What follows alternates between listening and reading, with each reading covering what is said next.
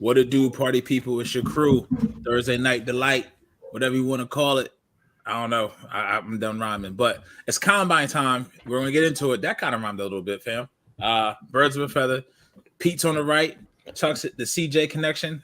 Chauncey Gardner-Johnson, please come back. On your left side of the screen, my left, your right, whatever you're fucking looking at it. But we're gonna get into it. A little combine talk, and a little combine preview, and then no huddle. You know, anything can happen there. So stick around. Oh my God!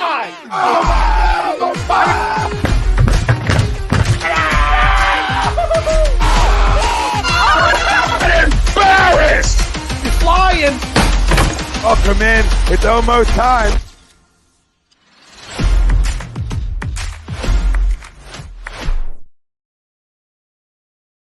Hello, ladies and gentlemen.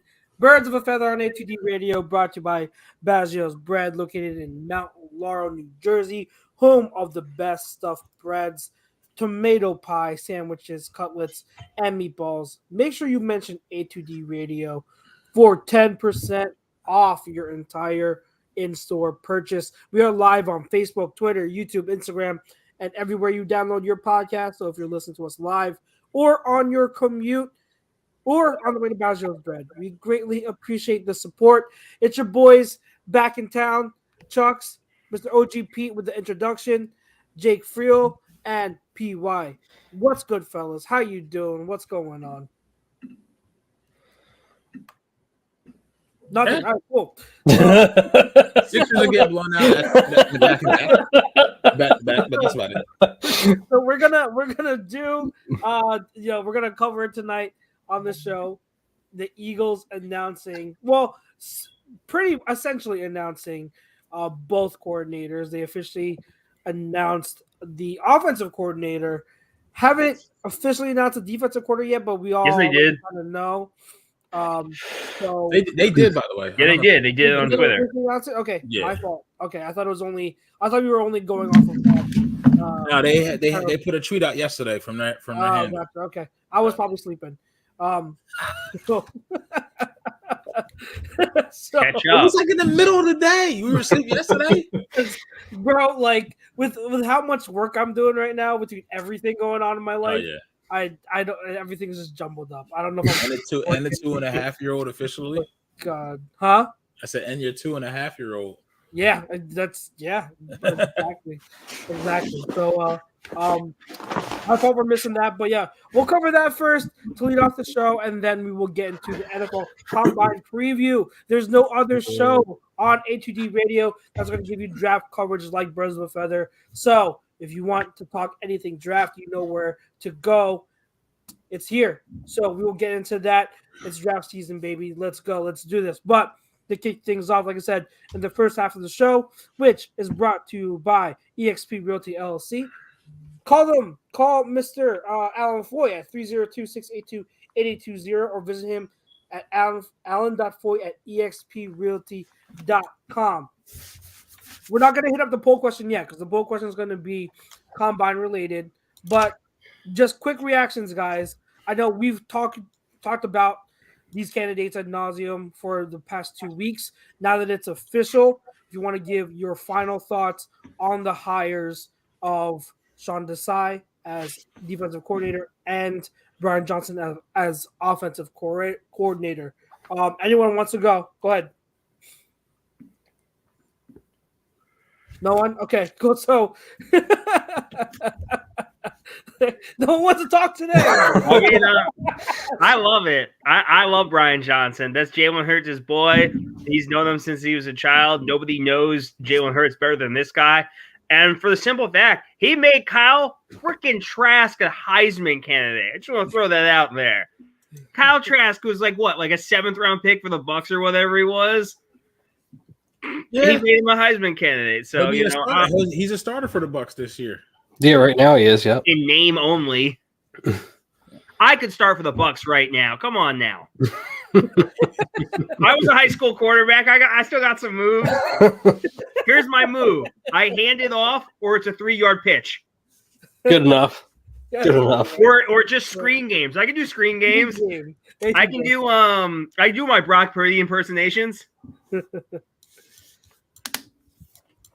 Go ahead, Jake.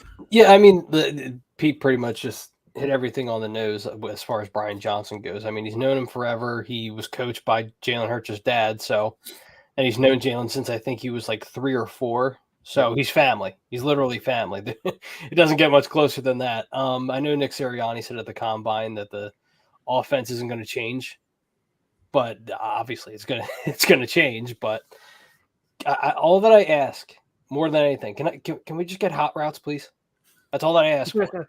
That's all that I asked for as far as he used to do a lot of, because I was looking up some stuff in Florida. They had a lot of hot routes. Their offense in Florida was very good. So I'm expecting a lot from him, especially with the weapons that we have. Sean Desai, I like a lot. You looked at his track record just when he was the 1-year DC with the Bears. I mean, the stats are great, but you have to also put into context too. They didn't really have much. 2.5. Yeah, they didn't. Hey, I don't know what he's referencing. What does that mean? What do you mean? My son. You're He talking just about. randomly said 2.5. Oh, okay. Yeah, too. Sorry, Gray. Yeah, I'm just going through some of the comments. No, I hope Gray doesn't hear that. I forgot. You literally just mentioned it, top of the show. Right. Oh, dude, I'm 40. Stop it. I'm 40. I'm 40. I'm a man. Oh, man. Oh, man, I'm 40. I was thinking that My too. aches and pains tell me I'm a man every day. I'll tell you that. You need to be fucking reminded. No, in all seriousness, I like the fact that these hires show that there's familiarity, right? They want to keep the train going. But I don't like what Sirianni said. I don't expect him to say anything too much publicly. But when he says the offenses are going to change, but we need it to change. Like, you need to don't stop changing. You know what I mean? So, like, you have to evolve it somehow. And hopefully Johnson, I think with the hires, you get that familiarity, but you do get some type of involvement, maybe some different wrinkles, some different looks from it. Like Ryan Swope said, I really wanted Gerard Mayo as well, but Gerard Mayo is being groomed to be that guy in New England at some point when I think that Belichick retires. Sean Desai, I think out of the two spots, I think Desai's probably the better suited for his next role, but Johnson has the easier task because the offense as a whole, from a free agency standpoint and what it's going to look like next year, is going to be more in line what we already saw this year, where the defense, you don't know who's going to be there yet. You know what I mean? So, but that's a good thing. Like we talked about last week, he has get with Howie, got draft picks, probably got some comp picks coming your way. Because you're probably gonna lose Hargraves, you're probably gonna lose Fletcher Cox, so you're gonna definitely have those draft picks coming your way as far as compensatory picks, and you just gotta hit, That's it, you gotta hit. So, we might get. I like it. They could have done worse. They could have done worse, and they didn't. And they didn't come to this decision right away. It took them 2 weeks, 2.5 weeks. Something like that, 2.5 weeks, almost 3 weeks to get what they thought. And it wasn't even like, all right, Brian Johnson a little bit different, but with the DC search, it was rounds of interviews. They interviewed Vance Joseph twice. They interviewed Sean Desai twice. So it wasn't like they fell in love with one guy. Georgia guy, then the dude from right, but like Wisconsin. Right, I forget what podcast I heard it on, but it's almost like it was almost like they wanted to also learn, like, hey, what are you seeing? Like, what would you? I forget what was it. Wasn't Eagle Eye in the Sky, because I don't even think they did a pod this week. No, they didn't. It's probably it may have been Ringer's Philly special with Shil Kapati and Solak, when it's like the Glenn Sherman guy, right? Jim Leonard, you have him come in. What would you have done in the Super Bowl differently? Yeah, that was a ringer. That was a ringer. So what would you have done? What is your philosophy? What would you have done differently to try to quell what they were doing? You know what I mean? So you just get that experience, and it's a lot of picking this, picking that, picking this, picking that, and then you get Sean Desai in there, who has done it before, albeit for 1 year, but both of these guys are still young. My only concern is the fact that, and we talked about this all the time, is now you got guys who could rise. You got guys who can come in. We could be in the same position 2 to 3 years from now. But the great coaches always make it happen, right? That's what makes Andy so great.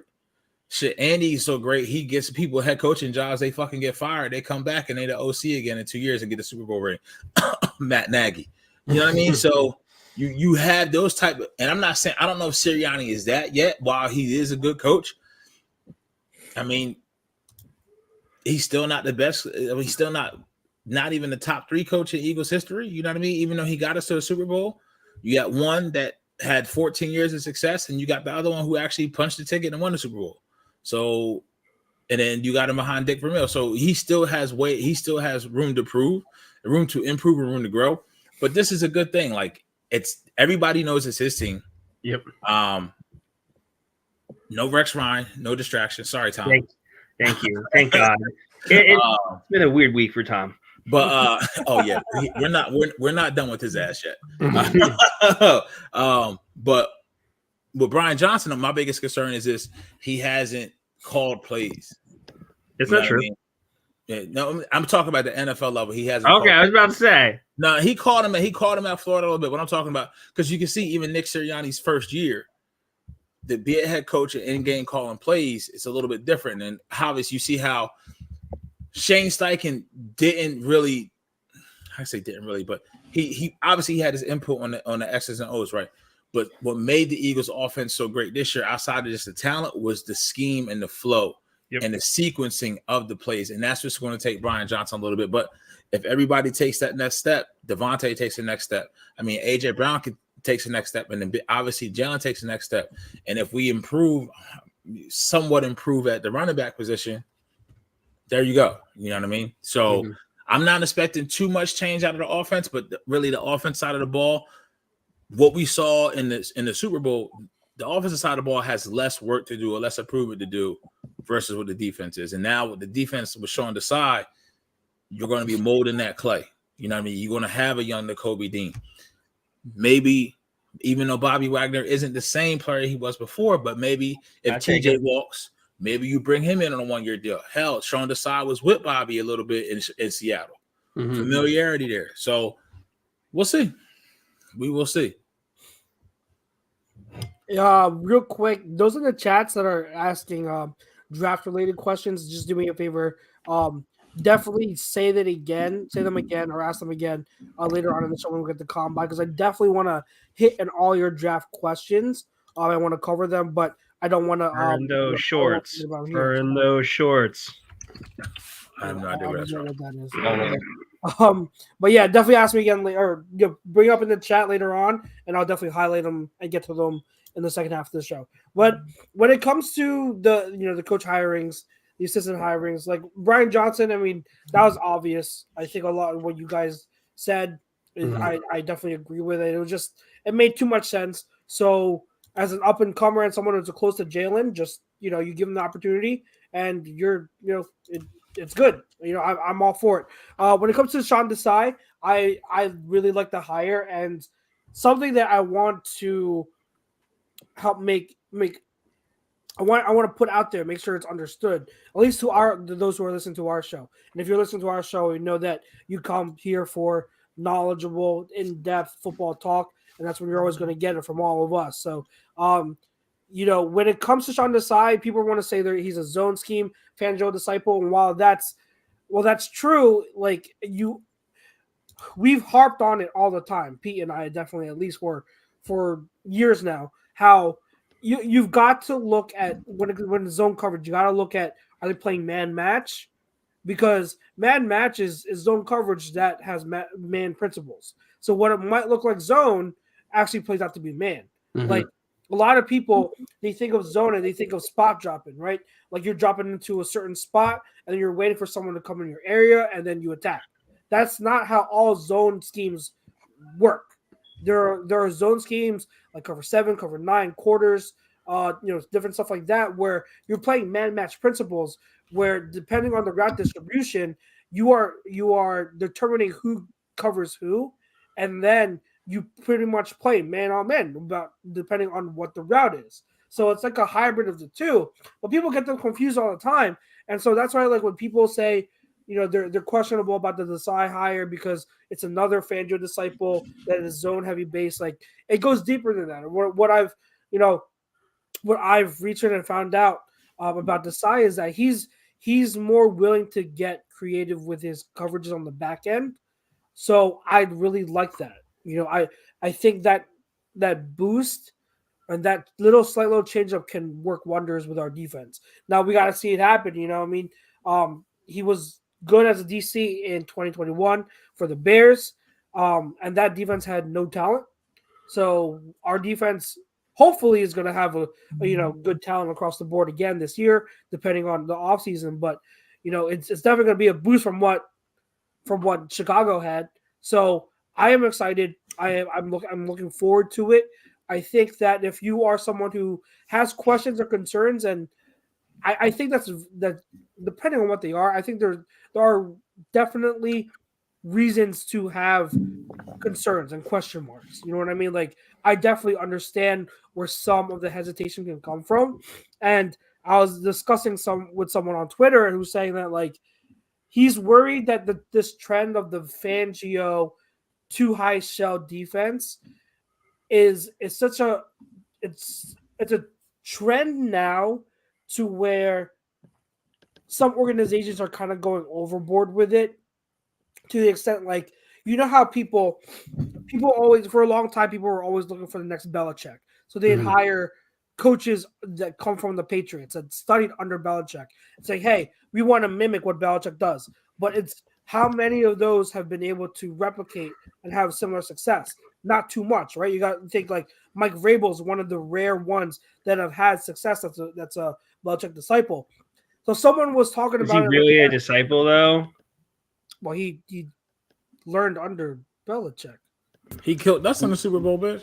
Yes, he did. I feel as if he's different because he didn't exactly coach under them as opposed to all the other guys. Okay, so I get that. So you're saying when you're saying disciple, you're looking at the coaching tree. He was more of a player. They always bring that up. They're like, well, he's a Belichick disciple. He had never once coached in any way, shape, or form for Belichick. He played for him, so he probably learned a lot of his styles and everything. But, like, I wouldn't put him under a Belichick tree.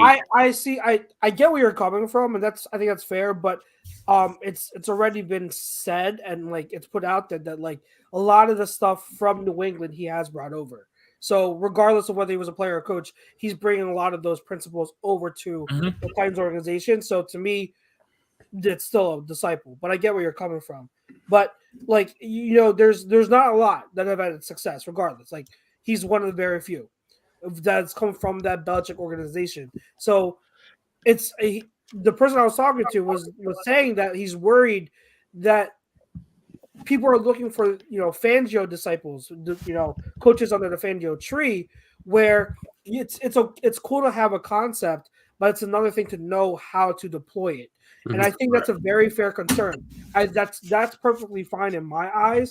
I just think that Desai is one of those people who deserves to get a shot because of what his resume says, what he was able to show in Chicago. You know what I mean? So I'm willing to take that risk on Desai. Could he end up being a bad DC? Yeah, he could. No, we don't know for sure. Right. So I wouldn't be shocked or surprised if he doesn't turn out to if he doesn't pan out. But I like the hire in terms of practice and principle where you're coming from. Like, hey, he was the transition to this defensive coordinator is going to be fine. So I'm good with it. I know we got Nate Rosario keeps asking for watching the Sixers game. No, I'm not watching. I wasn't. They were down 19. I turned it back, and they were within 5. In our Lord of 2023, I don't think so. And then all shit went to hell when I started watching again. So yeah. So somebody brought this up in terms of Desai, like, because I don't know enough about him to comment one way or the other. Like, I know some people like it. I know some people are eh. So Sirianni was talking about it to where he said this defense is going to be very similar to what they did last year, and in terms of style and aggressiveness, and people were complaining about it. But, like, when I'm thinking about it, it's like, because when people talk about defense in Philly, they're like blitz, blitz, blitz, blitz. They're like, that's not my personality when it comes to defense, because, like, I was cool with Gannon until he wouldn't adjust. My thing with him was adjustments and creativity in certain aspects. So when it comes to Desai, I don't need the super aggressive defensive coordinator. I don't need someone who's blitzing 60% of the time. I need someone who is good at disguising things. I need someone who has some creative mindsets, and I need someone who's going to be able to adjust and then counter adjust as something that Gannon did not know how to do. But also, I think people ought to kind of expound on what you're saying is I just think fans, I must call them casual, but fans that kind of chime in and don't know the game, they just go by what they see on that 16:9 ratio on their TV or whatever they're watching the game at on their phone or device.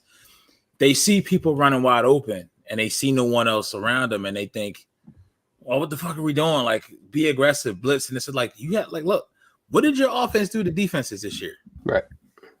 Like, just like these fuckers are good. Now, you may say, we hear everybody say week 1, right? Oh, after the week 1, Lions this, line this. What did the Lions show you? You see what I'm saying? So we're not, and the trend has been, we have been able to beat the teams that we're supposed to beat.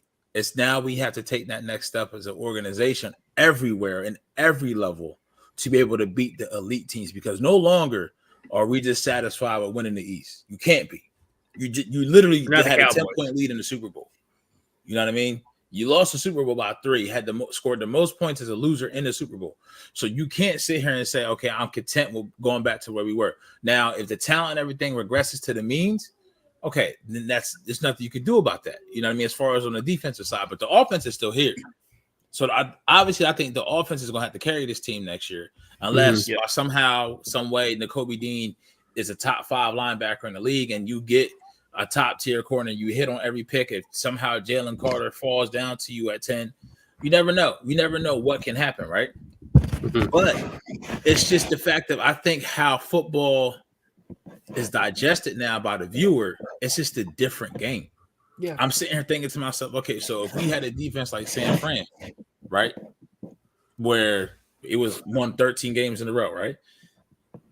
Number 1 defense in the league overall across all boards, all metrics. There was ways you could beat that.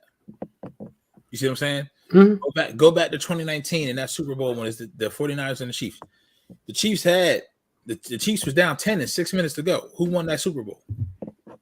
Against a vaunted defense. And the defense probably for San Fran at that time in 2019 was actually better than what we faced at 20, because they also had DeForest Buckner on that team. Yep. And they had D4. It just goes to show defense is so hard because everything that you do is reactionary. So even you could say what you said, right, Pete? Even though we can sit here and see Desai make the changes, right? If these changes don't necessarily work and you don't understand what you're watching, the fuck is it for? Mm-hmm. Like how, like you can sit here and do whatever you want, and you can say, man, front this, that, and the third. But if somebody who's watching it doesn't understand what that is, and they just go on the end result, right? They don't understand what the fuck is going on. You know what I mean? But I think that's more a product of where we're at with the game itself. You know what I mean? Not so much who you get as a defensive coordinator. Now, stats will show it to you, because listen, no matter what you want to say, shake it. The Lions, Aaron Glenn last year, first game against us, blitzed the shit out of Jalen Hurts. Yep. He was blitzing for the first 6 weeks. And his offense, he was like, yo, my offense is decent enough. Dan Campbell had to pull into the side like, yo, stop blitzing. Because when you blitz them, we're giving them too many explosive plays. And towards the end of the year, they stopped. Mm-hmm. They stopped taking so many chances. And it showed, because look at the running lines went on. So for all those fans who say, well, blitz. Look at the lines. Look at the lines. That's all I'm gonna say. Look at the lines. Look at the tail of two halves of the season. Look at the lines. Because they stop blitzing, they start playing more conservative, they fucking start winning games. Yep. Simple as that. Yeah, and it's not just, we're like a broken record at this point. Whoever like wants to keep listening to us, but like it's not about blitzing frequency. It's about blitzing the right times and the right way. Right. Mm-hmm. You know what I mean? Like I don't care about blitzing 20, 25 times a game. I care about blitzing 5 times a game at the right moments, you know, and doing it in creative ways, the right ways to where you're going to get pressure, you know. So also assimilating blitzes is a good thing. Showing blitz and being able to get out of it, but still make the offense think and account for a possible blitz is key. Mhm. And I want to go I know there are people, I know you mentioned it. A few people in the chat here are mentioning it too, about how Gannon just didn't adjust. I want to address this yet again and saying Gannon adjusted. There were several times during the year Gannon did make adjustments. Mhm. It's not the adjustments that you just want to see, or it's not the adjustments people were looking for, or that they could obviously see on the TV, on the broadcast cam. You know what I mean? He made adjustments, but what got him in trouble was, especially in the Super Bowl, the adjustments weren't the right adjustments. You know what I mean? Right. So it's one thing to make changes and alter how you're going to approach coming out the second half. You got to make the right ones. But against elite QBs, and this is where I Scoop Dude does have a good point.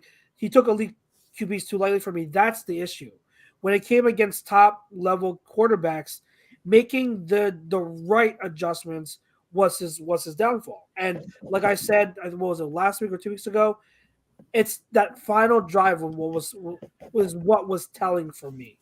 The fact that he wasn't able to consider or take into account the situation of the game, and the fact that you need the ball back, so just get it back, play aggressive because you need the ball. So the fact that he couldn't do that, that was his weakness. So, and to further expound on that, Chuck, there's a big thing that I heard, and I personally have not seen this, but what Dawkins said, and Pro Fan Talk, shout out to Marcus Thomas, who's on before us. He's in the building right now. Marcus, what up, Marcus? The offensive play is all about film study and recognition. You can call defensive audibles just like on offense. True. Here's the thing: you can set a game plan up and install it in 2 weeks, but if you haven't been doing that shit all year, and you try to call it in the biggest game on a now here's the other caveat, right? So Gannon had blitzes that he could use, but he didn't really need to use them. But you practice makes perfect, right? So you try to do this stuff in 2 weeks against probably the best quarterback you saw all year, best head coach you saw all year. And the caveat to that is, right, you want to do this stuff, you want to do it on the back end, because really the offensive line in Kansas City neutralized the line of the defense, our defensive line, but it was a couple of different things. But then you also try to do that on a shitty surface. Now, the surface is the one thing you can't account for. But if players knew in the secondary and they had more reps at it, may have been a different story.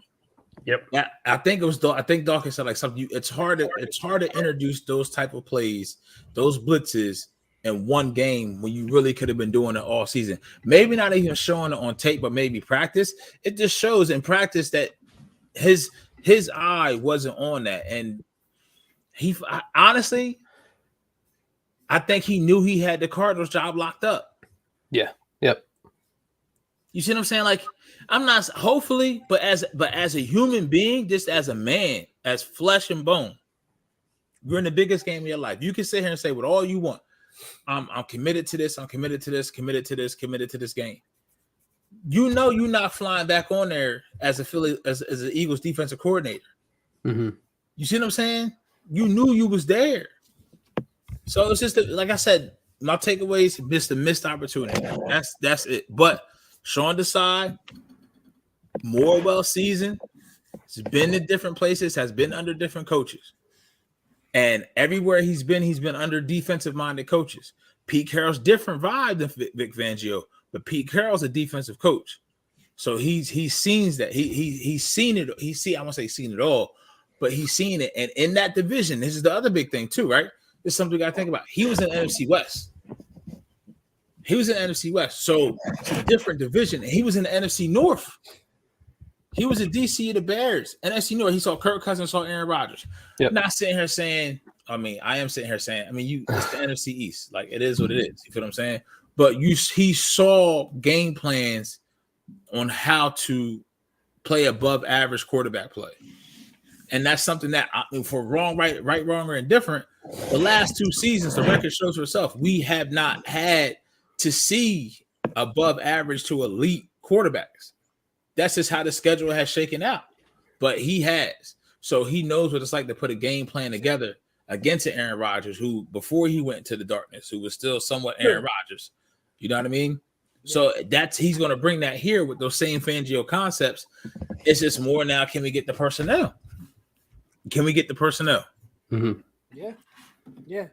So when talking about getting the personnel, that's a good segue over to our second half of this show, because getting the personnel, part of it is the draft. So let's transition over to draft talk. Let's preview this damn NFL Combine. But before we do, Mr. OGP, can you tell us who it's brought to us by? It is brought by somebody you're familiar with there, Charles. Holland Travel, specializing in creating the vacation of your dreams at Disney, Universal, wherever your heart calls you. Let their talented team of travel experts, Chucks, create a custom vacation for you. Once again, Chucks, plug the website. Why we don't have it in the graphic yet is beyond me, but it needs to be there. Travel. You don't want to let the secret out of the bag just yet. I'm still training, but yes, hopefully soon I will be live.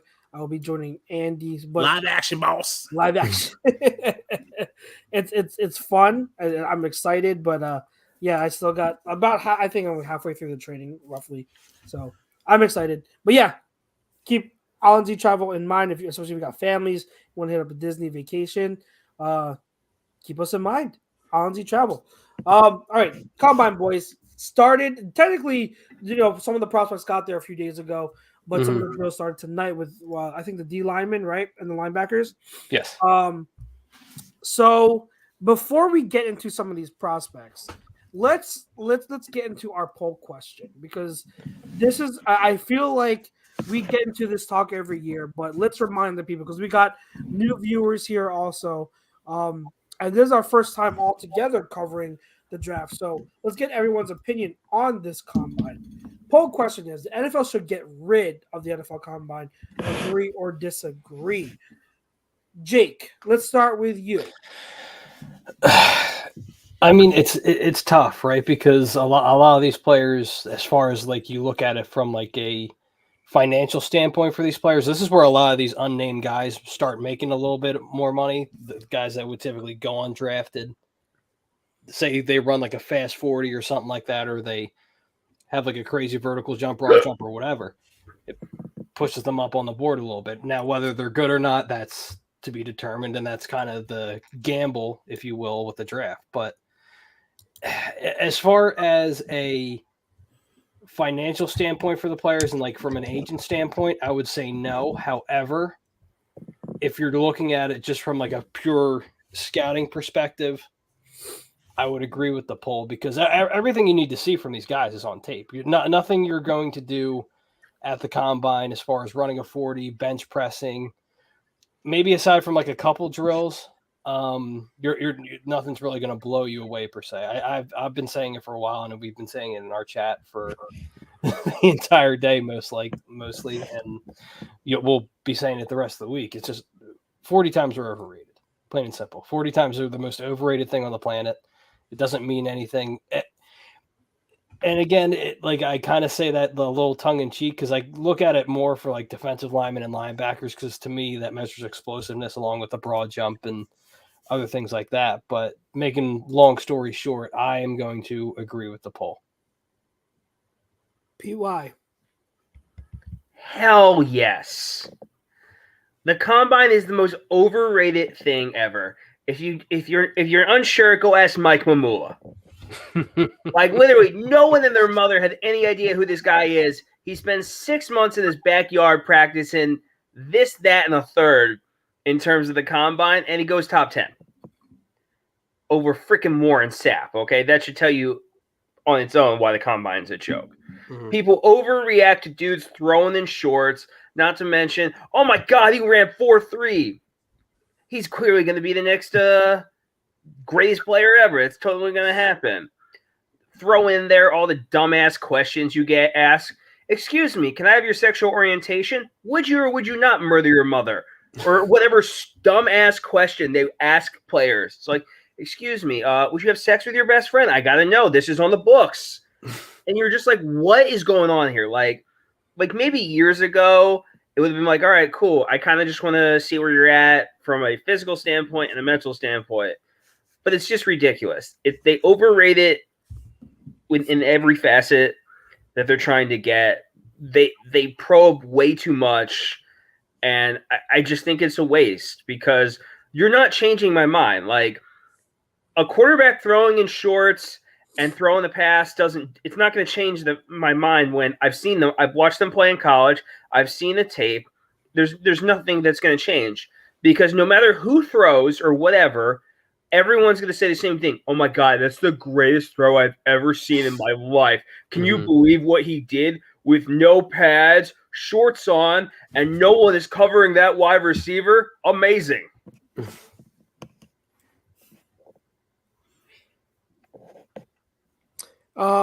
Hey, PY, who was the prospect that you were swooning over before the show? Nolan Smith, I like him. Yeah, and what did he just run that made you? Well, he may or may not have ran a little fast time. He ran a 4.3940. Is he a quarterback? Right? It checks the box. SEC and fast. There we go. Tongue in cheek. Watch what you wish for. You know, a little bit of a. He's from that Georgia defense. I'm cool, man. Well, hey, it's my turn.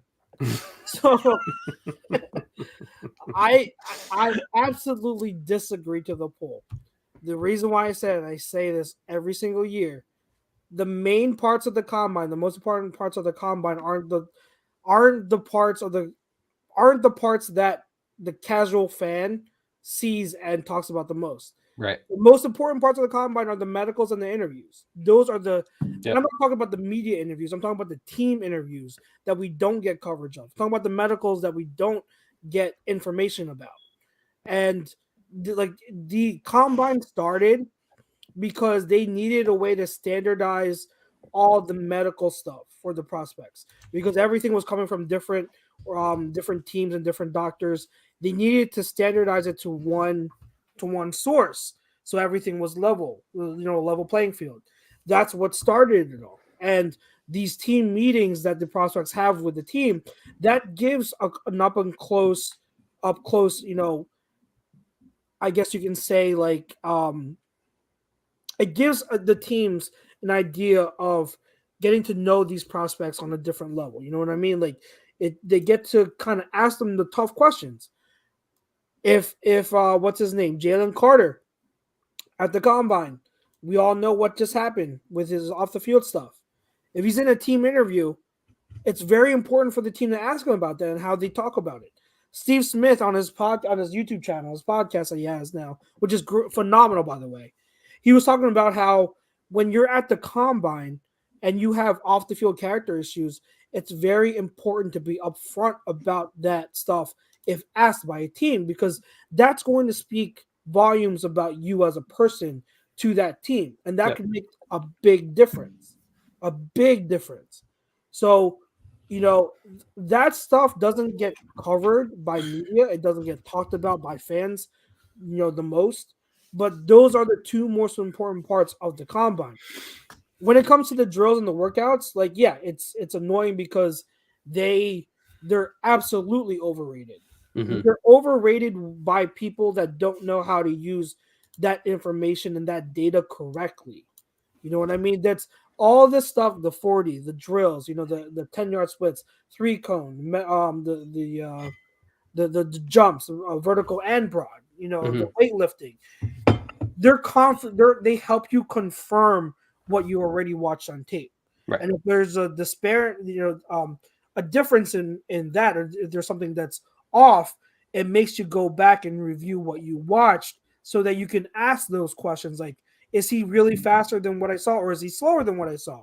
Is he, does he play through contact a little less than what, his bench press reps showed? So it's just a tool to help you confirm what you already know. Mm-hmm. So if you are a smart fan that knows how to use that data from the combine, it's a great tool. But if you don't know what you're looking at, if you don't know how to use that data, you're going to use it in a way that doesn't make sense. You're going to think it's nonsense. You're going to think that it's unnecessary. And like Marcus said, like he's spoken from experience. Like he disagrees too. You know, and remember, Marcus is a former player. There are too many athletes from smaller schools that don't get enough publicity, and this is the way they get eyes on you. We focus so much on the big names, but we tend to forget that 75-80% of the prospects that are there are the smaller names that need to do what they can to get their name out there. So it's very, very important in that sense. So, you know, it's important for us, again, your source for football all year round on ATD Radio. It's important that we address the misconceptions about the NFL Combine so that the viewer, what to expect and how to go into the NFL Combine and how to approach it when you're talking about certain prospects. OG Pete, what you got? Yeah, so I don't know why things work out the way that they do, but yeah, I vehemently disagree to the poll.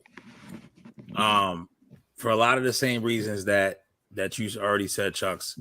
But even before Marcus said what he said, that was my biggest thought. Like, okay, so Jalen Carter, Bryce Young, CJ Stroud, Luke Van Ness, Jalen Watt, Jackson Smith, I can't say his last name, Joey Porter Jr., Christian Gonzalez, Devin Witherspoon, all these guys, these big 10 to 15 that you already know, enough tape is out there. But there's guys that we take a deep dive on. Chucks, I already know you're kind of knees deep already in the running backs. There's not a lot of tape on, you know, and you want to see how they stack up. So when you had, like, I get what Jake and PY were saying as far as the reason maybe they should take it away. But if you use it for what you're supposed to use it for, it's a great resource because it's a great resource for teams. It's a great resource for the players. Now they get pick and pride like their cattle. I get it. That's a little odd. The question is that's a little odd. But you come there, you have to operate within the structure. Everybody's on the same fucking playing field. It's different from a pro workout where you're working routes where you know you can accentuate your best ability. Right. You know what I mean? Everybody's on the same playing field. It's neutral. That's why the Super Bowl isn't tried to be played in front of hometowns. You know what I mean? So it's a neutral field, a neutral site, right? So that's the same thing with the combine. So I asked this dumbass question, what have you, but I'm pretty sure there's thousands of questions that are asked that are legit. You just won't hear about them. Right. You know what I mean? People putting stuff up on the board. Break this down, break that down. What are you seeing? And once again, yeah, there's all this tape out here, but you can bring them in for an interview, right? You could bring one, but you only get a certain amount of visits, NFLPA, right? You can only do a certain amount. Where the combine's like, look, listen, it's like a speed date. Literally, it's like a speed date. That's exactly anybody and everybody that you could be interested in, right? Get them in, take them through your process because there's going to be shuffling on big boards that it's going to have a lot to do, not with the results of however these kids fucking perform. It's what they do in the classroom because that's really where the game is won. The game is won in the classroom and the prep and how they're digesting the offense, the defense, whatever side of the ball they play, and what they're seeing and what they're recognizing. And you can see somebody on tape, show them a highlight. What did you see here? Because they could tell if this play was made within the structure or outside the structure, right? What did you see here that made you go outside the structure of the play and your roles and your responsibility to get home to execute this play? What did you see? And also because coaches can come in there, they can come in with tools from and video from plays last year or a year before from players that they had on the team. What would you have done differently? So guys from smaller schools can rise up boards or gain more interest that they may not have had just on tape because they're probably not going to get as many visits, right? So this is it for them. And guys who are on the big board, right? They can kind of reaffirm or reassure what teams think of them, or teams can go, I thought maybe that'll come out a little bit different. You know what I mean? And then, like Pete said, with Mike Mamula, that's not Mike Mamula's fucking fault that he got drafted over Warren Sapp. That's just the fucking Eagles' fault. Yep. That's on the team. That's on the club. That's not on Mike Mamula himself. I can't fault that man for that. Yeah.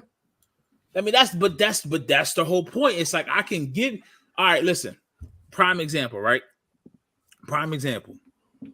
Everybody in 2020 got fucking stimuluses. 3 of them bitches. What you do with it? I mean, obviously I don't want nobody to answer, but it's everybody got the same shit. And for the Yeah, most part, yeah. what you did with it, that's on you. Mike Mamula was a test monster at the combine. What they did with that information, that's all them. John Ross, Adidas, broke CJ2K 40 record, right? Ain't did shit since. Obviously, ain't been in the right system, all this other stuff we want to talk about. But that's what I'm saying.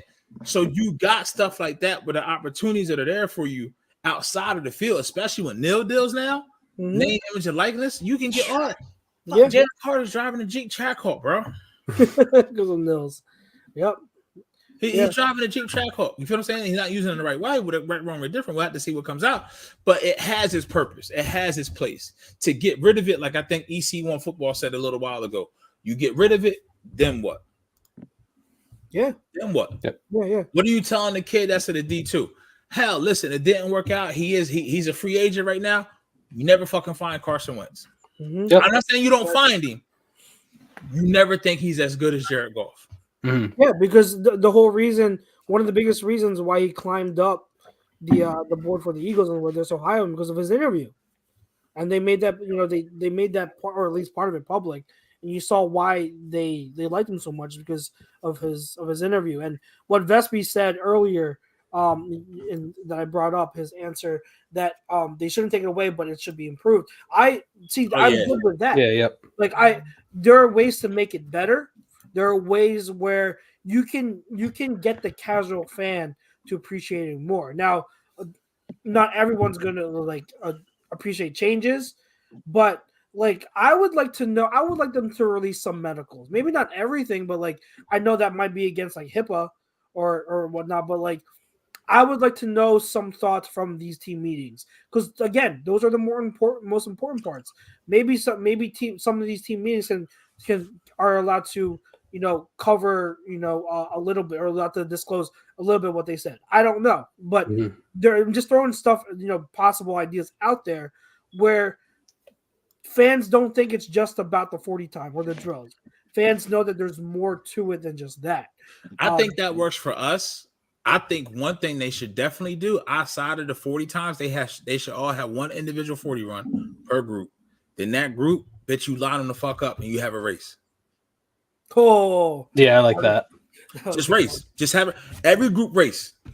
You can split it up in different flights, whatever. Just race. Because that way you can go back now. You can Google and you can go on YouTube in 1980s when the fastest man in the NFL and Darryl Green was running up. Yeah, Darryl Green went up. That type of shit. Just have them side by side. That makes it more enticing because I would love that. That what you said, Chucks. I love that for us. They don't want to get a competitive edge. You know what I mean? Yeah. Now if it comes from if the NFL gives all clubs 5, you get 10 questions, 4 standard questions. Everybody asks these questions. Mm-hmm. And then that's public knowledge, right? Yeah. That's public knowledge. And then Yep. You got to ask every prospect this question that you bring in, and then those answers are shared publicly. Well, what would happen is those questions would probably be dummy ass questions, but then just like us, we do with the media, they run with it, and then obviously these writers are creative and they would create buzz. You know what I mean? Oh, 100%. And the next 5 or 6 questions obviously cater to the team. The whole rock paper scissors shit, playing basketball. What it is you got to understand how on alert these college kids are when they're coming in here. Literally, they're coming in, they're being measured, they're doing all these drills. Everything is physical, right? They're being picked, prodded, they benching, they doing all this stuff. When their average NFL career is only 3.5, 4 years, if that.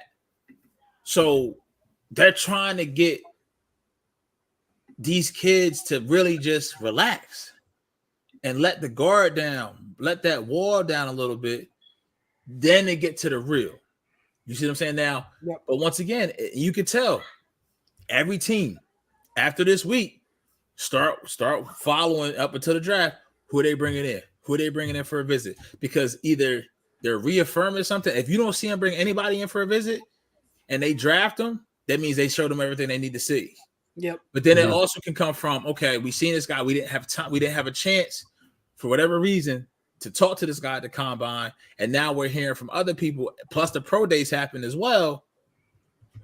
Let's get this kid in for a visit. We need to see more, or we need just like they did with the coordinators, right? The second round of interviews. It's the same exact thing. If you take that away, I just don't know how, for all the flaws, right? For all the flaws the combine has, I don't know how you take that away and you can give me supplemental to replace that. Yeah, exactly. That's the tough part. What can you give me to replace that? Yep. And in a short fashion, because I also think you get pushback from the prospects as well. Yeah. Because I'm trying to think. All right, the kid we were just talking about, mini AB, Zay Flowers, right? Boston fucking College. Mm-hmm. You think that half the league is going to show up to Boston College for his pro day? No. especially because it's the other thing, right? He keep me running the pro day, right? And then the kid Jackson Smith, whatever Chuck said his last name is, I can't say it again. If Ohio State, right? So if Boston College is doing their pro day, right, for Zay Flowers, Ohio State doing their pro day, guess who else is there?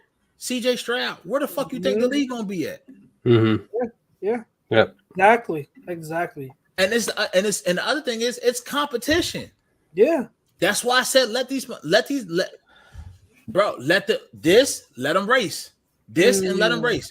Let me see these kids. I want to say maybe not pads, but something. Like you gotta let the competition breed itself. Yeah. Let the competition come out.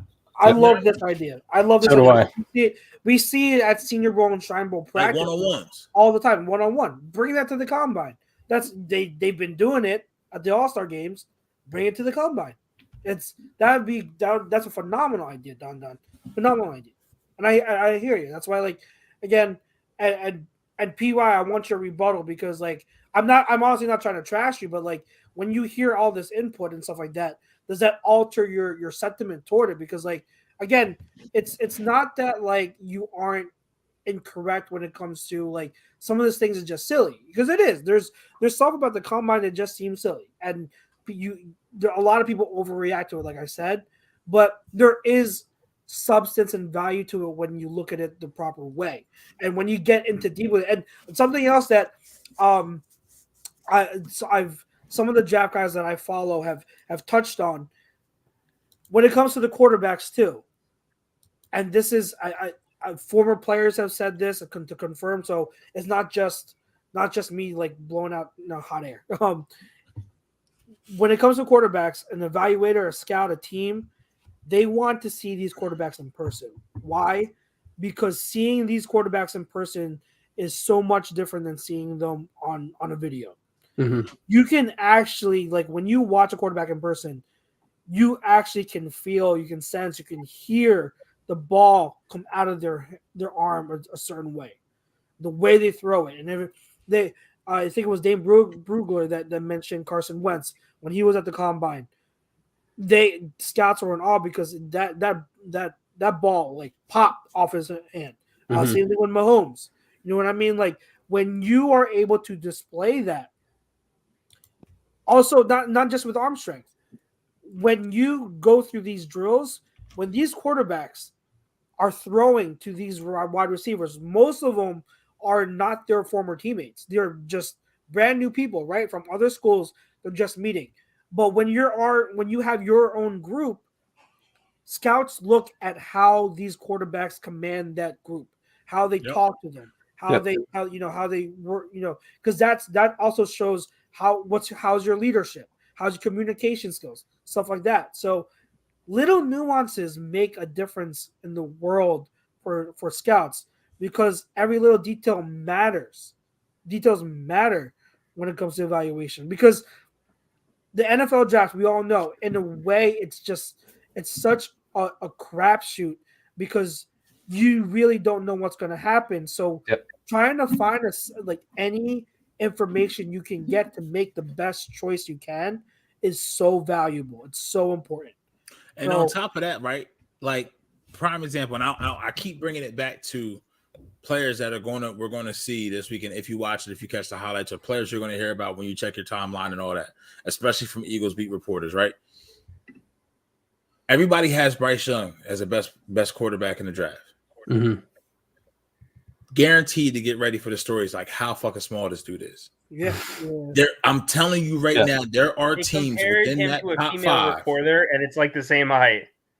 Right, exactly. So not even just the height, but the size, the build. He's like Devontae Smith playing quarterback. Yeah, yep. So but the teams and brass, they want to see that for themselves, and they're going to ask us like, "Yo, can we really keep this dude healthy?" Yeah. Like, is he really this good? Is he really that small? Right. You know what I mean? To where I personally don't see it happening, because I just don't think you can pass up on a talent like that. I even though I say this, I don't think there's like an elite prospect at the quarterback position in this draft. I think they're at like above average, you know what I mean, for what they are. Mm-hmm. There's no Caleb Williams in this draft. That's next year. No. That's going to be fucking crazy. Yeah, yeah. But I don't know you. Yes, I'm saying get ready for that story, to where, hey, like, teams just worried about his size. Just Don, I'm telling you, from everything that happened this week, be prepared, because if he's on the board at 6, they cannot let Jalen Carter get past 6. No. You give me Aiden Hutchinson and Jalen Carter on the same oh line. My God.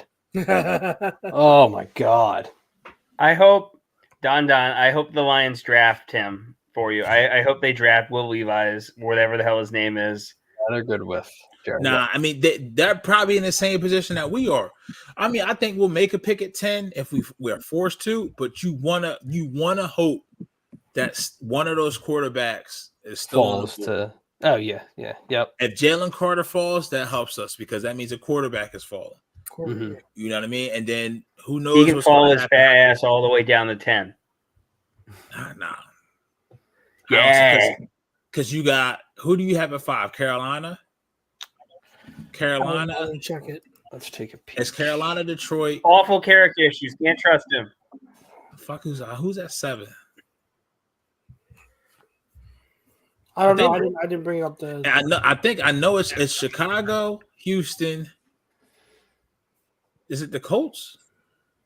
Colts are at 4. Who's at 3? 3 is the Arizona Cardinals. If I'm them and I'm Jonathan Gannon, I'm probably strongly looking at Anthony Richardson, but that's just me. Mm-hmm. I just don't think Kyler. But then that'd be the second time the Cardinals have done this, right? Remember that Josh Rosen, Kyler Murray. Yeah. You know what I mean? So they just can't fucking get it right. And they had one of the worst. Now I will like that. I do like that, the NFL report cards, because that's bullshit. Yeah. You're gonna fucking do a payroll deduction for your players' dinner? Come on, Michael Bidwell. Like, come on, stop it. He's making them pay. He makes them pay for their food. Yeah, it's not even the fact that he made them pay. He made their families pay when they visited. Yeah, that's insane. That's insane. That's insane. So it's crackhead so right there. Carolina at 5, Detroit at 6, right? Correct. Mm-hmm. Detroit has the Rams pick. 7. Yeah. Yep. And who's at 7, Pete? Vegas. Raiders. 8 is Atlanta. And then 9 is Carolina. 7, 8, 9. 7, 8, 9. So Carolina has 2 picks? No, they just have 9. They just have 9. So who's 5? 5 is Seattle. That's the Denver pick. Correct. Stupid Denver. I can't see Jalen Carter getting past 5. That fucking sucks. Unless Seattle. Oof. Unless it's a quarterback on the board. Yeah. That's the one, because you have teams that have high top 10 picks that are not solidified at the quarterback position. They're not terrible shape. I mean, Seattle made the playoffs last year, right? They're not, but like they need, right? You need some type of answer. But this is one thing. I saw this with Ryan Leaf on TikTok yesterday. He's so good. he was talking about how this is the first season Russell didn't have Trevor Moet, his guy. Yep. So I'm not saying that Russ can come back to that, but in the way his whole philosophy and the way he thinks could be something. It could be something. It could be something to that, but we'll see. But it just I don't know. We'll have to see because I'm not taking that much out of this combine.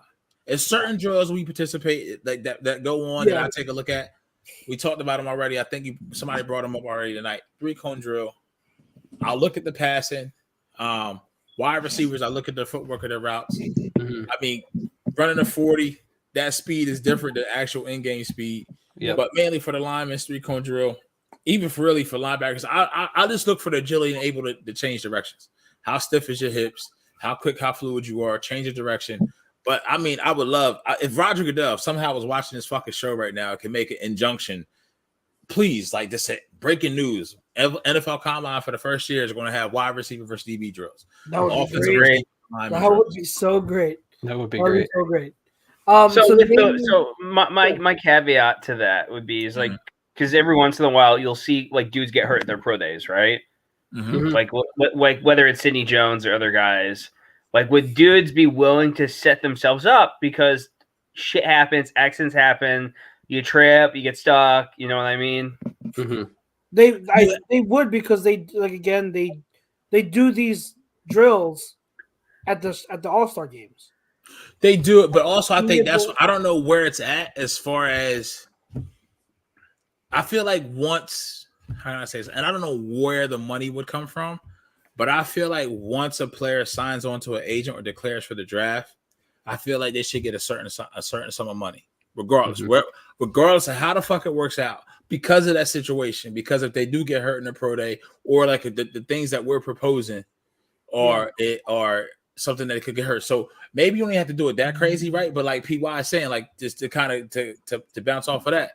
All right, combine is invite, right? So if you get an invite to the combine, all right, you show up. This is how much money you're getting. Yep, that's not a bad idea. This is how much money you're getting to be at the combine, and then maybe it can be enough for a year.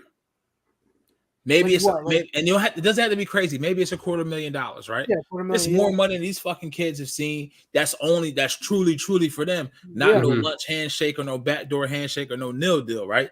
This is just, hey, you show up no matter how you perform.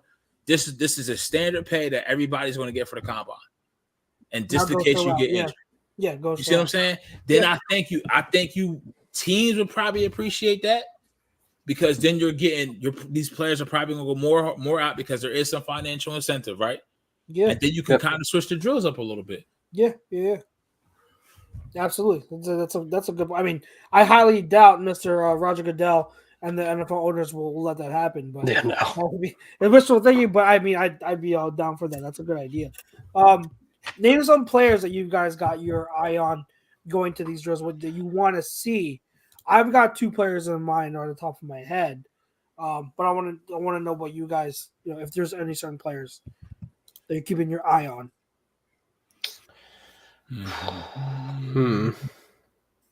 Well, if you guys are still thinking, my one is Jackson Smith and Jigba. The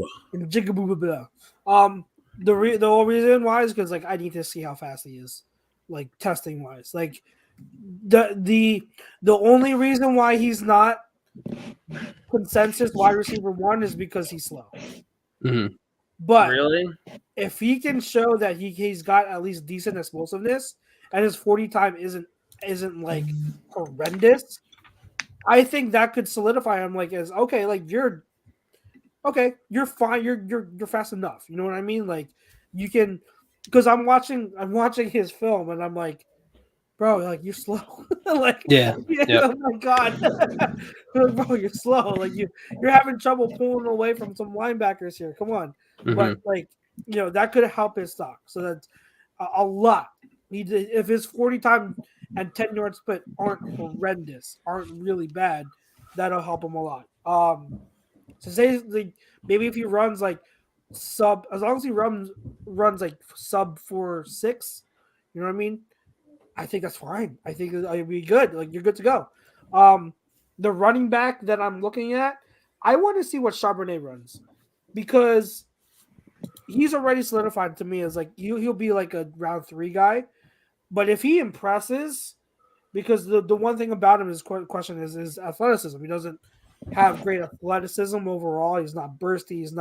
Doesn't have great quickness. He doesn't have long speed.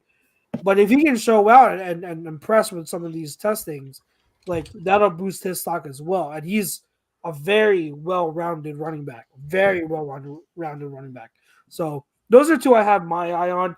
I mean, you got your speedy guys, and I'll say this and be prepared for it. Devin A-Chain, he is probably going to run the fastest 40 time for the running backs. Mm-hmm. I'm not going to have a care in the world. Like, I do not, because, like, we all know he's fast. We all know he's fast. He has a track background, too, like legit track background from what I understand. So he knows how to run track. We know he's fast. The film shows he's fast. I don't care about that because I'm lower on him than a lot of people. And the reason why I'm lower on him is because of stuff outside of that. So I don't care that I can already see it. He's going to run watch him run like a 4.3 something, right? Fastest time out of the running back class. People are going to talk about him. People are going to be like, oh, this and that, Devin A-Chain, like look at that speed. He can take it to the house and any point. I don't care. I really don't care because there are certain things about his game other than the speed and his explosion that I have a lot of concern about. So I'm low on him. Other people are high on him. Those who are listening, if you want one of my hot takes, A-Chain is, I don't like A-Chain as much as consensus. Okay.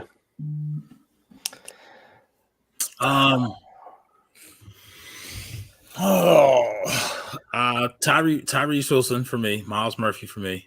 That's a good one. I'm interested to see. I mean, there is sneaky would probably be Jalen Hyatt. I just want to see how fast he's going to run. But this is where I would like to see him in some type of drill. But we're not going to have that. There is a corner that I like a lot. I'm trying to find his measurables right now. Jalen Jones out of Texas. I do like Jalen Jones. 6'3", 6'2", 205, lanky. Where's he from? Texas A&M, SEC school. Mm-hmm. Okay. Once again, look, I'm sold. So okay, this is why I was cool with Dylan Smith. He's fast and he goes to SEC. This is where I'm at right now in my frame of mind. If you're an SEC guy, I automatically love you and you're okay and you make me happy. If you're not an SEC guy or you went to TCU, you're the devil and I don't want to touch you. Right. Running back wise, I just kind of started looking a little bit. Haven't even really got that deep, but just as far as what I think from an Eagles perspective, what we may need, just to kind of like got any more Cousins? 215 to 25. I wish he was here because we wouldn't have had this fucking problem right now. I was watching that game. And I'm just like every time his birthday's today. Actually, he just turned. Oh, there you go. 23. He already has a Super Bowl. Son of a bitch. Super Bowl. Yep. He'll be here. I think he's here now, but he'll be here later this summer with the trophy. Okay. He'll be around. I don't see that goddamn trophy. I can't even really give you because the guy I like, I think Chucks isn't going to like. I mean, he hasn't done them yet. Who? But there's something about Jamar TCU. Gibbs. No, there's something about TCU backs I like, and I haven't watched. Kendrick Miller. Yeah, I've only watched one cut up of him so far. No, he's a solid back. I think I gave a quick rundown of Kendrick in the chat. But have you started Tavon Thomas yet or no? No, Tavon Thomas hasn't started yet. Okay. I mean, I was looking at his measurables right now: 6'2", 238. Oh, Jesus Christ! Yeah, big boy. Have him. Is he at the combine? I have a list right here. Hold on. One second. Tavon Thomas is at the combine. Yes. When do running backs work out tomorrow morning? Or tomorrow afternoon? Sunday. Fuck the fuck. What? Yeah, Yeah. I'm not even going to be able to catch it live. I'm going to be out on Sunday. I'm going to see Hercules musical Broadway. Oh, nice. I'm sorry. There's a musical. There's a musical for everything, Pete. I mean, I'm pro musical, so I might have to check out this. Yeah, it's brand new. It's in the Paper Mill Playhouse, and it's up near Central Jersey. Imagine if everything like your yearly review at your job, and they're about to fire you, and they instead of just telling you, they sing it to you. Get in my the fuck version, out. they'll say it in like Russian. You suck. That's your job. But yeah, Kendrick Miller's a solid player. He's a solid. Like I think he's gonna be like. I don't think the thing with him is like nothing pops out. Like nothing is special about him, but nothing is bad. You know what I mean? Like at the pro level, I can see him being a solid running back for a while. You know what I mean? Just a solid running back you can have on your team. Like maybe like a complimentary guy. So I like Kendrick Miller. He's a good, like you get him probably around. I'd probably take him starting day 3, round 4. That's probably when I start looking at him. So he's I do like him. So all right, Jake, who's your players? My big one, and I'm just really going for today. My biggest one was Luca Van Ness out of Iowa. I like him a lot. Everyone keeps talking about him. I like him a lot. He looks ripped. Speaking of Hercules, Chucks, he looks like Hercules. He's like 6'5", 6'6", 280 pounds. Yeah, he has all the measurables. I love lean 280. He's just solid. He's a solid kid. I like him a lot, and a guy that's kind of like he peaked up today because he ran a good 40, but he was projected like a 5th round pick. This one's a tongue twister for people that don't know. Adetomiwa Adebawore. Out of Northwestern. I like him a lot. He actually like reminds me from like the brief film I have seen of him. He reminds me of like a Brandon Graham-esque. Yeah, done. Guy, he won't blow you away by any measurable or anything like that, but he reminds me of like a Brandon Graham type. Very scrappy. Who was that again, Jake? Adetomiwa Adebawore. Say that 3 times fast. Yeah, this is one thing I will say. This shout out to my African Joe. Nigerians is coming for that throne, boy. Nigerians are deceptively quick. There's a running back, Israel Abanikanda. Yeah. Anaconda, what? Yeah. I see Israel out of Pitt, right? Yeah, the Pitt running back. You Nigerian, I know you fast. When you stepped out, Chucks, I said Jalen Jones. He's a sleeper corner, 6'2", 205, Texas A&M. SEC approved by Pete. And I also said, just for guilty reasons, I said Jalen Hyatt. So that's just me. I'll go. I like Witherspoon a lot and Antoine Johnson. That's not okay. If I had to throw a third one on there, I want to see what Christian Gonzalez looks like. Oh yeah, nice. Yeah. Christian Gonzalez 6'2". He's so God good. Damn, yo. 6'2", 201. Keely Ringo, 6'2", 210. I've always been partial to the tall and long corners. Like he's rangy and he's got ball skills, that's for sure. Yeah. What was I gonna say? Mohamed Ibrahim too from Minnesota. Mm-hmm. He's the guy that I told you guys he's like this year's version of Dameon Pierce. Like when you see him run, it's just from a running aspect, like this guy is like a bowling ball and he's aggressive as crap. Mm-hmm. If he can run a good 40 time, that'll help him a lot because the questions are about his athleticism. Trying to think of anyone else that we in terms of the wide receiver position, we all kind of know Quentin Johnson. We expect to like just blow everything out. Yeah. So that's not going to be a surprise to anyone. I think in terms of the combine, it's just going to be interesting to see who solidifies and confirms, what we already know about them, and who can raise their stock because they can say, because I know for me, Kenneth Walker helped himself at the combine last year. Yes, he did. I did not think he was that fast. I saw him run you see him run the combine, it was like 4.39. I'm like, he's that fast. So I had to watch that. I had to watch the tape again. I'm like, Oh, okay, I see it. You know, like you can see on certain runs, once he gets his stride going, like he can pull away from DBs. And then obviously we saw it in the league on that one on his first touchdown run. He hit like 22 miles per hour, which is one of the fastest runs in the league that season. And So played like the last 6 weeks hurt. yeah. So that again, another reason why the 40 time, if you use it correctly, like it can be a tool because no one thought that he was that fast, and he's showing, he's that fast. Yeah. It's hard to see like speed, long speed, especially. It's hard sometimes to get a gauge when you're watching film because like it's especially when you're watching college, because when everyone else just looks slow, like someone can look fast but they're really not. But then when competition is faster, someone looks slow but they're really not. So it's hard to sometimes gauge it when you're just watching film. So it's good to have at least some type of measuring stick, to kind of properly evaluate. That's where that 10-yard split comes in. 10-yard split. So that's even more important than the 40-yard.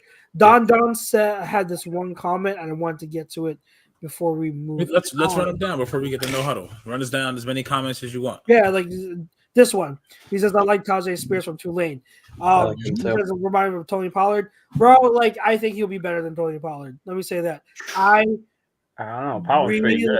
Like Tajay Spears. Like there's elusiveness, there's being quick and elusive, and then there's like elusiveness. There's like that ability to be creative and see spaces and attack and make cuts from all different angles.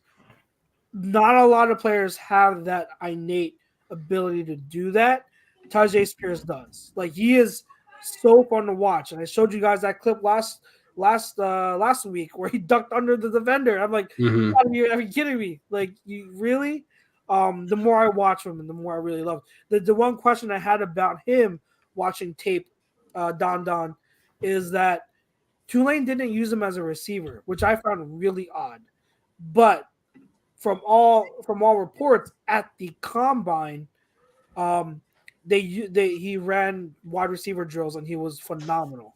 So that gives me a lot of confidence in his versatility going forward. They probably just didn't use him that way because they didn't want to. So I think that'll be good. I expect him to test really well. The one knock on him, obviously, he's thin, he's lean, skinny. He's not going to have a lot of power. But what I do like about him is that he runs bigger than his size. He's not afraid to get physical and to be aggressive. He's aggressive in pass protection. He'll put his head down when he needs to. He's got good vision. I like Tajay Spears a lot. So so far I don't know if like I have guys that I'd say are like my guys or my favorites, but I think Tajay Spears, if I had to pick one, he'd be that guy. Okay. Like and I don't think he's a realistic target for the Eagles because the Eagles already have a scat back in Gainwell. I don't think he's a realistic target for the Eagles. But hey, Don, if you want your Lions to target him, absolutely, he's fun to watch. Let's see. He says goodbye, Swift. Yeah, he's a free agent, isn't he? No, not yet. Gainwell's going to need a backup running back, obviously. Yeah. Who's it? Elliot asks, do y'all think one of the premier pass rushers will fall to us? No. If you're talking just like Anderson and Carter maybe. But I mean, it's all misdemeanor charges when you're talking about Carter, so I don't think it's going to be anything serious. It's more likely Murphy or Wilson is there. I think the person that benefited the most from this Jalen Carter shit is Will Anderson. 100%. Yeah. 100%. Because he's just the safer pick. Yeah. Jalen Carter. It was very possible he would have gone before Will Anderson before all this stuff happened. Now that's not happening. Ryan Swope does ask who's the Isaiah Pacheco of this year's draft, no matter what position it is. For me personally, you're gonna have to ask me that in about a month. But I mean, when I've done everything, I've done all the main guys. I haven't done like the smaller school guys yet. And all the lesser name guys. So like I'd really have to I need time. But that's a good question, Ryan. If you remember, give it about a month. Ask again in about a month. I don't know if you guys have anyone in mind or if you need time.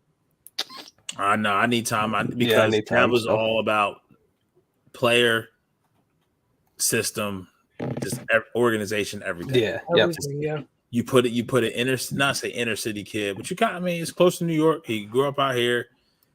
It's a lot different than Kansas City, Missouri, where he has nothing out there but to focus on football. Hall of Fame coach, soon to be Hall of Fame quarterback, and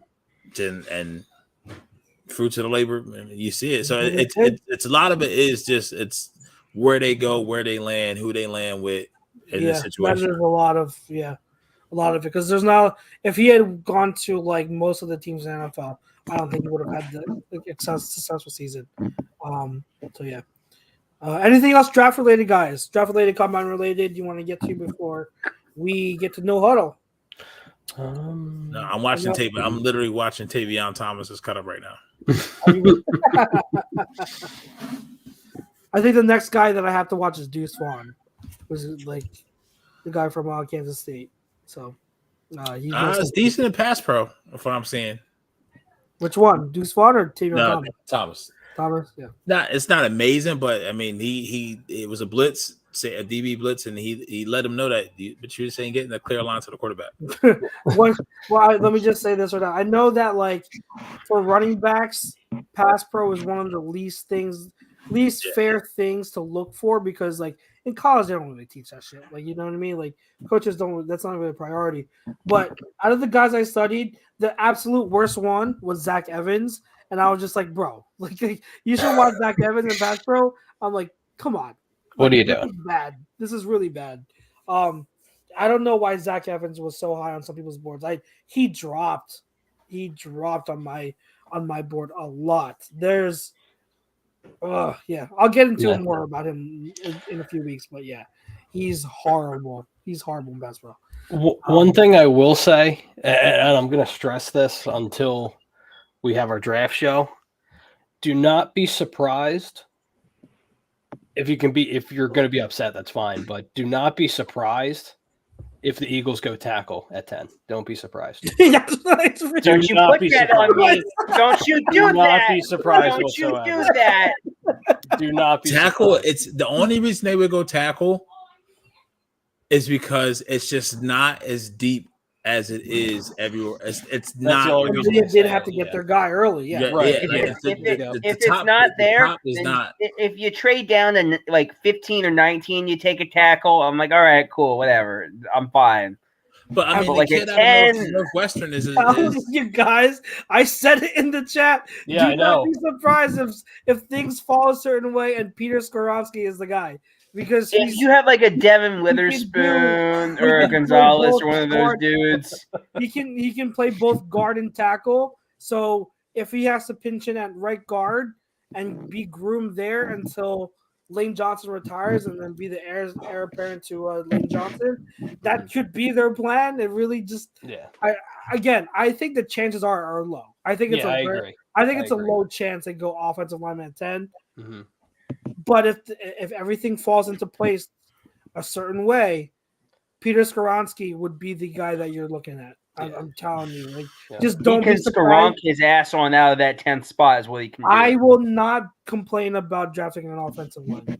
No, I won't either. I will not complain about drafting an offensive line. Not with this team, but that's why I think that's the bread and butter. It's hard, but see, it's one thing to draft somebody like I say Amalu or even a Dickerson in the second round. You can get production. Yeah, right. You want to draft that dude in the second round, I'm all good. But at 10, right? But like I'm saying, Cam, like at 10, like you drafted somebody at 10, you got this. You gotta feel like hit. Yeah, you gotta hit. They gotta play. See, here's the thing: like you putting that much stock into somebody at 10, and they're not. Well, no, he may play because Sam Malu may not. If Sam Malu goes, which he most that's different. Then if Kelsey does retire, which means Juergens would have to fill in at center and not at guard, you don't have anyone at guard. Right. So you draft And Skoronski, also- he is your right guard Yep. and the future right tackle because he can play both. Mm-hmm. And also, we keep forgetting this. It hasn't been talked about a lot. Dillard's not coming back. No. Yeah. Nope. That's another comp pick. Once he signs, Mm-hmm. they're going to have 3, 4, maybe 5 comp picks. Yeah, they're gonna have a bunch, especially with. That's why- I think they how don't they many- get what's the maximum? when coaches get hired. Don't they get Yes. a comp pick for that too? Yes. Yes. Your best case scenario is that Brian Johnson and Desai both get hired next year So, because then you get 2 third-round picks. 40, What do 44 they get now for Steichen and Gannon getting hired? Nothing because we didn't develop them. My 40. What you mean we didn't 40 develop them? They were coordinators under us, right? No, you have to develop. You Desai wouldn't count. So because Brian Johnson, we brought him in as a QB coach. Now he's an OC, and then he's a head coach. He gets hired as a head coach somewhere. That's a third-round pick. Okay. Interesting. But we get nothing for Gannon and Steichen. Sadly, yes. Even though in the previous position that they were at, they were under. So yes, because they were just with an offensive coordinator and defensive coordinator for us. But because Brian Johnson got hired as a QB coach, now he's an offensive coordinator for us. I see what you're That's saying. that's 2 positions. And because he's a minority coach, he would go to another place and be a head coach. That's a third-round pick. That So happened to the 40 Browns boy- last year. 40 boy says we have so many needs. I don't know why how we draft a tackle. Exactly. And Elliot says why we draft an offensive line any higher than second round. Sounds God. Yeah. Yeah, but because again, Scotland let me University. So you guys are saying Lane Johnson should have never been drafted. No, see, and that's exactly my point. Like to those to 40 Lou and to Elliot, here's my thing. My only caveat to that is right. If Stoutland is God, if you get Peter Skoronski and you see him as the next Lane Johnson, it's not difficult. No question. Like Yeah, but also if he's playing that's the guard, only way that's you a can different that's the story. only way you can tell it to me is yeah, all and right, he's the next Lane Johnson. and you got to look at it this way, guys. It's not you're talking about so many needs. Like you don't draft based on need. You draft based on who's the best player available at any position that you do need. So, Mhm. like, if they do need an offensive lineman and the best player out of offensive lineman, corner, edge, D-line, linebacker, out of any position of those that are in need, if he's the best prospect they have on their board, they're going to go with him. So, again, like, I'm not making a report. We're not putting it out there that they are targeting Skoronski. I am not saying that, that's going to absolutely be the route. I'm saying I'm looking at Skoronski as arguably the best offensive tackle in this draft class. Mhm. And I'm looking at how the top 10 is going to fall, and I'm looking at a potential need at right guard and right tackle down the line, and I'm saying I could see it happening. Oh yeah, yeah. I wouldn't be shocked, and I would I and people say like, if we have Stoutland, just get guys outside of the first round, like, but no, if Stoutland can do wonders with guys that are lesser talent and develop them, what do you think he can do with an elite talent offensive lineman? Right. He had a You top can 10 make prospect them- in Andre Dillard, though, and we didn't do anything with him. So that's like, it's not always true. And that's a very valid point. Here's my thing, though, to what Chuck's, what you just said. It's probably 80% chance of probability that when they come up at 10, Peter Skoronski is not going to be the best player on the board at a position. Exactly. Yeah, No. and That's the saving grace, because I have a sneaky feeling Miles Murphy or Tyrese Wilson is going to be there, and then you could throw in the curveball, somebody else will be there. And at that point, it's tougher. Yeah, and that's draft I can attack. absolutely see that. We don't know. We don't have access to the Eagles board.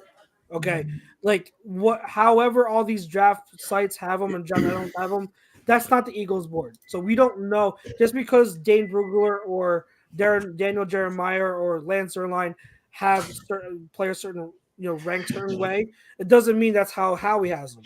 So just keep that in mind. But it absolutely could be the case that he's not the best player available. I'm just saying that he's the best. He's consensus right now is that he's the best offensive tackle in the class, he can also play guard. So that potentially fits a need. So just keep an eye out on it. That's all I'm saying. Yeah. And we just know, just based on history, how much the Eagles value the line of scrimmage, whether it be offensive line, defensive line. That's just their bread and butter, and we've known that's been that way for years.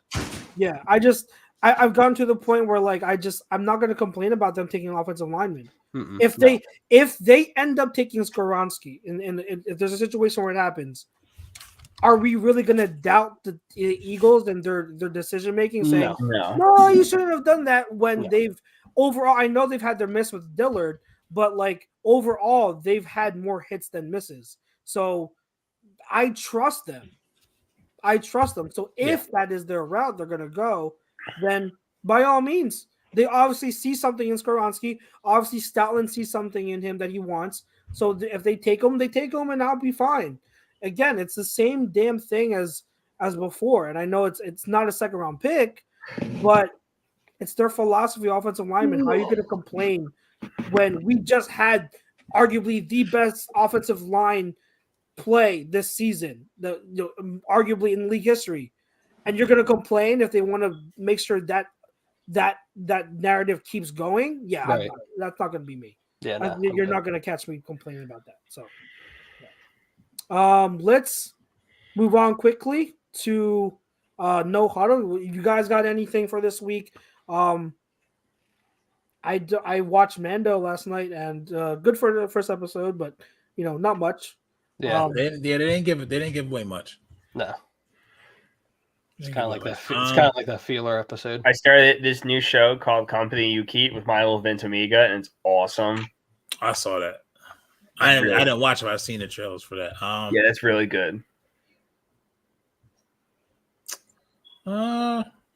Yeah, not really. I mean, listen, I'll say it. Fuck it. If we here, hope it. He probably. I ain't seen him in the chat all night, so he may be asleep already. Pay Jalen Hurts his money first. It's this whole waiting shit. Yeah. This whole waiting shit. Yeah, no. You don't have to rush to pay. Man, listen. You want to set the market. You don't want to react to the market. You want to be proactive in everything that you do if you can be.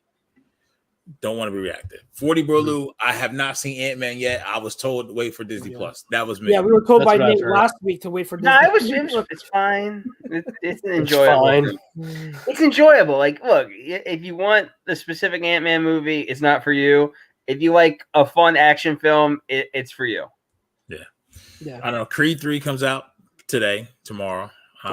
Nice.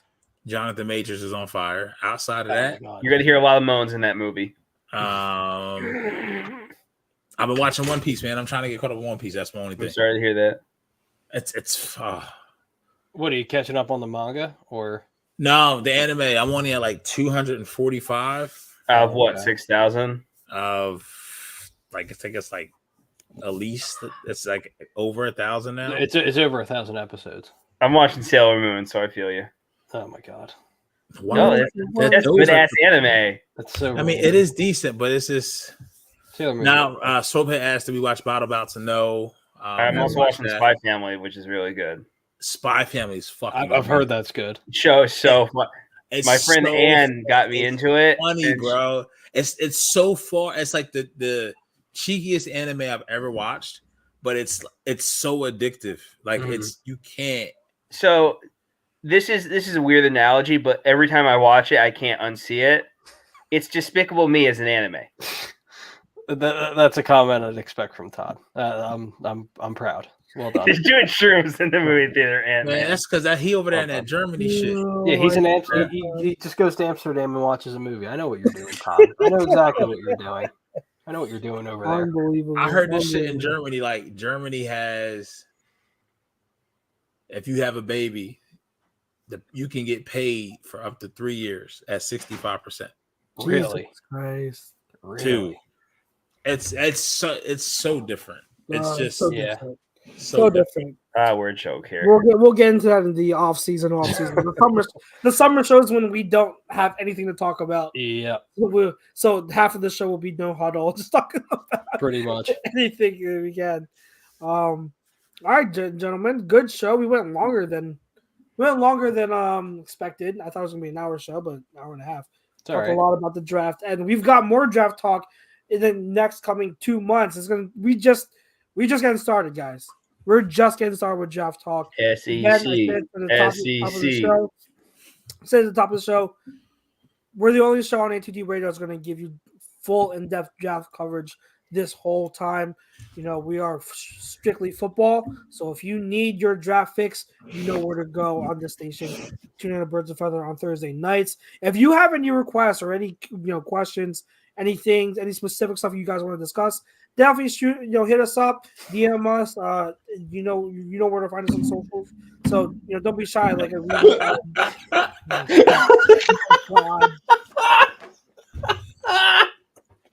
I bet you have 40 kids. He would have God 40 kids, bro. Dude, That bitch would never have to work. Everyone gets one every show. I mean, it's not like he's doing anything right now anyway. Well done, good sir. Oh, he's doing something. He probably had to Oh, yeah, chop he's another He's baby. doing, that's the only thing he's doing. He's making worry, buffalo babies. Yeah, he's busy. My God, That's phenomenal. Oh That's my great. God, comment of the night. To our show sponsor, Bejo's Bread, thank you so much. To remember, guys, 10% off your entire order if you mention A2D. For myself, Mr. OG Pete, Jake Friel, and PY. Nate will be with us next week, hopefully. But yeah, thanks for tuning in. Make sure you check out all the other shows at the station here, and we greatly appreciate your support, guys. We'll see you next week, same time, same place. We'll wrap up the combine, get more draft talk. Until then, peace out.